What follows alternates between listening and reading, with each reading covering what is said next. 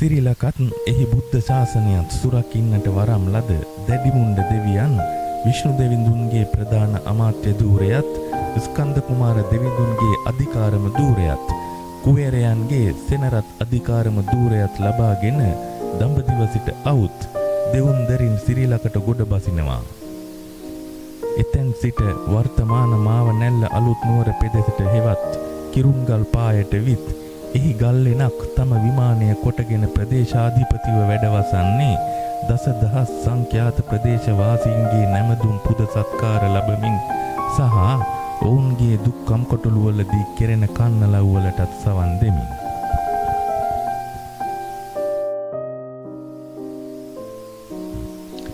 වරක සීතාවක රාජසිංහ රජුගේ රජවාසලට කිරිසපයන අමිතිරිගල ගව ගාලෙහි වසන ගව දෙනුන්ගේ තන බුරුල්ලෙන් කිරි වෙනුවට රුධිරය ගලා එන්නට පටන් ගන්නවා.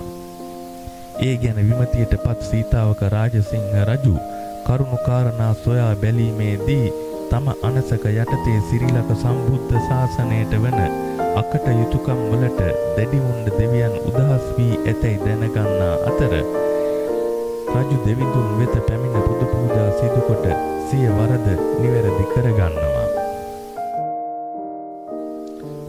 තවත් වරක කන්ද උඩරට සිහසුන දැරූ දෙවන රාජසිංහ රජු බලන කඳු කපොල්ලේදී සිය පිරිවර මගහැරී මහ වනය තුල වල්මත් වන අතර රජු තමනට පිළිසරණක් සොයා දැඩිමුණ්ඩ දෙවියන් හට කන්නලව්වක් සිදු කරන මාත් සමගම වැද්දෙක් එතැනට විත් රජුට මඟ පෙන්වා දෙන්නේ දෙවිඳුන්ගේ බලය ලංකාවේ ඉහළම තැනටද දැනගන්නට සලස්වමින්.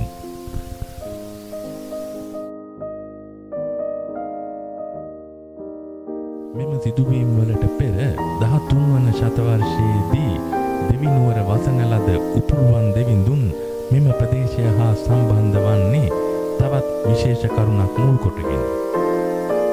උපුල්වන් දෙවිඳුන් මෙම ප්‍රදේශයට සම්ප්‍රාප්ත වනවාත් සමගම දැඩිමුණ්ඩ දෙවියන් උපුල්වන් දෙවිඳුන්ගේ බල පරාක්‍රමයට ප්‍රමුඛත්වය ලබා දෙනවා.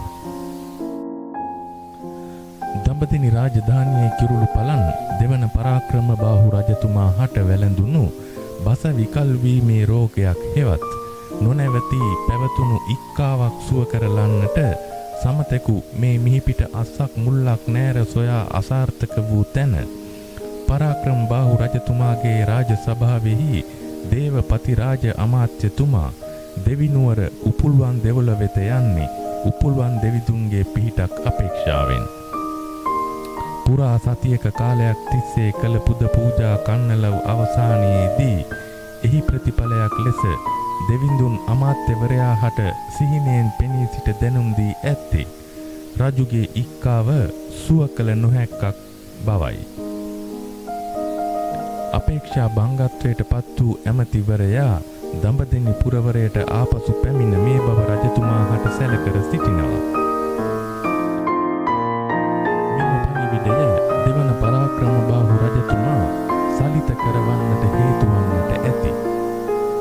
රජතුමා උපුල්වන් දෙවිඳුන් වෙනුවෙන් නව දේවාලයක් තනවන්නට අදිටන් කරගන්නේ දෙවිඳුන්ට කරන උපහාරයකටත් වඩා තමන් මහත්සේ පීඩා විඳින රෝගය සුව කරගලනු පිණිස උපුල්වන් දෙවිඳුන්ගේ අනුකම්පාව ලබන අදිෂ්ඨානයෙන් වන්නටත් ඇති. එවල දඹදෙණියේ ඉදි කරන්නට මුලින් අදහස් කළත් එය ඉදිකිරීම සඳහා භූමියක් පරිත්‍යාග කරන්නට පරාක්‍රම බාහු රජුගේ අගමෙහෙසිය වූ ගිරිවාස සුනේත්‍රා දේවිය යෝජනා කරන්නේ දේවියට අයත් පිසෝපත්තුවක් වූ ගිරාවෙල පාය ප්‍රදේශයෙන්. එදා ගිරාවෙල පාය පසුව හද්දාවෙල පාය තිලකපුරය නව තිලකපුරය වී අද හැඳින්වෙන්නේ අලුත් නුවර යන නමින්. ඉදිවන නව දේවාලය සඳහා අවශ්‍ය දේව ප්‍රතිකඩ සහ දේවාභරණ ක්‍රිස්තු වර්ෂ 1226 දී වඩමවන්නේ දෙවිනුවර උපුල්වන් දේවාලයෙන්. දේවාලයේ ඉදිකිරීම නිමවන තුරු දේවාභරණ තැන්පත් වන්නේ නුදුරේ පිහිටි ගල්ගනේ රජමහා විහාරය තුලයි. ඉදිවන නව දේවාලයත් ගල්ගනේ රජමහා විහාරයත් භාරව කටයුතු කරන්නේ අස්සද්දනා පිරිවෙන් සාමි නම් වූ ගණින් වහන්සේ නමක්. අස්සැද්දුම වත්ත ලෙසින් අද හඳුන්වන භූමියේ උන්වහන්සේ වැඩ සිට ඇති අතර එහි අස්සද්දනා පාය පිරිවෙන නමින් මහා පිරිවෙනක් බිහි කොට ඇතත් එය අද නටබුන් ගොඩක් පමණයි. දේව පෙතිකඩ හා දේවාභරණ නව දෙවොල තුල තැන්පත් වූ පසු අස්සද්දනා සාමි හිමියන්ට සිහිනයෙන් පෙනී සිටි දෙවියන් ගල්ගනේ විහාරයේද දෙවොලක් ඉදි කරන්නේ අනකල හේයින් දේවපතිරාජ ඇමතිවරයා විසින් සපුගස්තුර ග්‍රාමයේ තිබූ සුවිසල් සපු ගසක් කප්පවා එහි කඳෙන් උපුල්වන් දේව පිළිරුවක් මූලාචාරී නම් ගුරුන්නාන්සේ ලවා නිර්මාණය කරවා ගල්ගනේ රජමහා විහාරය බිමෙහි තැන්පත් කරවුවත් අස්සද්දනා හිමියන්ගේ ඉක්ුත් වීමෙන් පසු ගල්ගනේ රජමහා විහාරයත් අස්සද්දනා පාය පිරිවෙනත් නොබෝ කලකින්ම මහ වනය මැද සැඟවී යන්නේ උපුල්වන් දෙවොල පමණක් එලිමහනි තබමින්. පෘතුගීසීන් මෙරට වෙරළා සන්න ප්‍රදේශවල බලය පතුරවාගෙන යද්දී දෙවිනුවර වූ උපුල්වන් දේවාලය විනාශයට පත්වන අතර එහි වූ දේවාභරණ හා දේව පිළිරු අලුත් නුවරට වැඩම වන්නේ එම විනාශයට කලින්.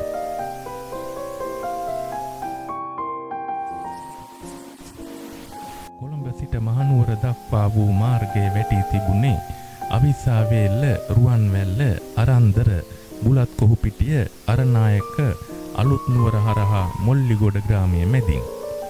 උපුල්වන් දේවාලයද මෙම මාර්ගයේ ආසන්නයේම වූ බැවින් පෘතුගීසි ආක්‍රමණයන්ගේ තර්ජනයන්ට ඇති අවදානම ඉහළ බව දැනගත් එවකට මහනුවර රජ කළ සෙනරත් රජු 1680 දී උපුල්වන් දේවාලය මහනුවර රජ වාසල අසලට ගෙන්වා ගන්නවා.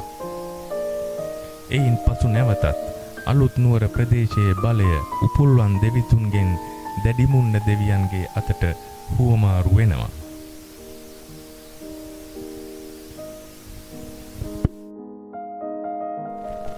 ඒත් සමගම දැඩිමුන්න දෙවිඳුන් වෙනුවෙන් මෙම භූමියෙහිම අලුත් දෙවොලක් ඉදිවන අතර එම දෙවොල අද දවසේදීද දැකගත හැකියි. ගලබිඳ තැනූ දෙවොල නැතහොත් පත්තිරිප්පුව ලෙසින් හැඳින්වෙන කුඩා ගල් කුලක් මත ඉදි වූ එය දැඩිමුණ්ඩ දෙවියන්ගේ අලුත් නිවහන බවට පත්වෙනවා. මෙම ඉදිකිරීමේදී නව දෙවොලෙහි මළුව සහ පෙරහැර වීති ඉදිකිරීමට බාධා වන ලෙසින් මහා ගල් කුලක් තිබී ඇති අතර දැඩිමුණ්ඩ දෙවිඳුන් සිය මාවේ රැහැනින් එම ගල බින්දවා වඩිග, ගෞඩි, මලල, ජාවක, කන්නඩි, කාවේරි, බංගලි හා කවුඩි යනාදී දසත දේශයන්ගෙන් ගෙන් වූ යක්ෂ ගෝත්‍රිකයින් ලවා එක් රැයකදී සියල්ල නිම වූ බවද ඉර හඳ පවතිනා තාක් දියතෙහි ජීවත් වන්න උන්ට එය දැක බලා ගනු පිණිස ගල්පව්වෙහි කොටසක් ඉර හඳ සලකුණු කරවා පසකින් ඉතිරි කර ඇති බවද එහි යන්න උන්ට අදත් දැකගත හැකියි.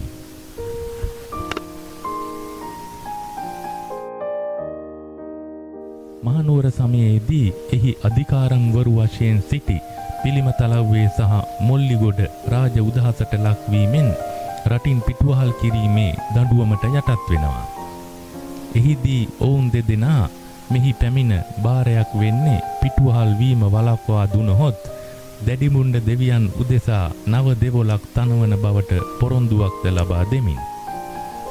පිටුවහල් කිරීම සඳහා යොදාගත් රුවල් නෞකාව දියඹට නිදියත් කරන්නට උත්සාහ කළද මුහුදු රළ ප්‍රචණ්ඩ වීමෙන් එය කළ නොහැකි වූයේ වරක් දෙවරක් නොව දින 7කදීම කළ උත්සාහයන් නිෂ්ඵල කරමින්.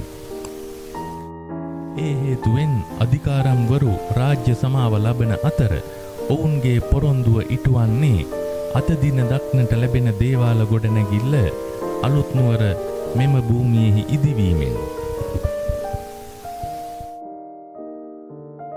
දැඩිමුණ්ඩ දෙවියන් වෙනුවෙන් නව මාලිගාවන් ඉදිවෙද්දී මහනුවර බලා වැඩම වූ උපුල්වන් දෙවිඳුන් වෙනුවෙන් අලුත් නුවර ඉදි වූ දේව මාලිගාව අභාවය කරා යන්නේ අද දවස වන විට මෙම බිමෙහි ඇති සුවිසල් මාර ගසේ සෙවන යට එහි පාදම පමණක් ඉතිරි කර තබමින් දඹදෙනි නුවර දෙවන පරාක්‍රමබාහු රජතුමාගේ අගබිසව වූ ගිරිවාස සුනේත්‍රා දේවිය සිහිවීම වෙනුවෙන් ඇය උපන් ප්‍රදේශයේ රජු විසින් තැන වූ ගිරුවා අම්බලම දේවාලයට නුතුරු මන්සන්දියේ අද දවසේද පවතින්නේ එහි පැමිණෙන දස දහස් සංඛ්‍යාත ජනතාවට අවුවෙන් හෝ වැස්සෙන් බේරී ගන්නට පිළිසරණක් වෙමින් එක් මුල්ලකට කණු සතර බැගින් වූ ශෛලමය කණු 16ක් මත එහි පියස්ස ඉදිකර ඇත්තේ ඊතා ශක්තිමත් හා කැටයම් යෙදූ බාල්ක වලින් අලංකාරවත් කරමින්